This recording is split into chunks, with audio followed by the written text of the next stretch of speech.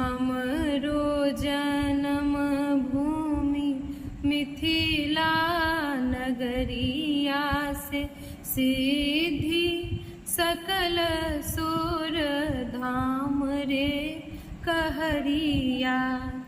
हिमगिरि अंगना गिरिजा नैहरवा से सासुर बनल शिव धाम रे कहरिया।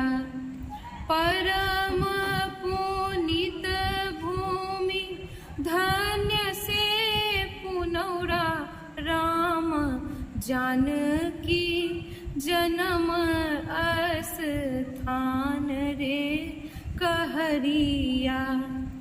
जनक जनक राम जननी सुनैना राम पाहुन अवधपति राम रे कहरिया।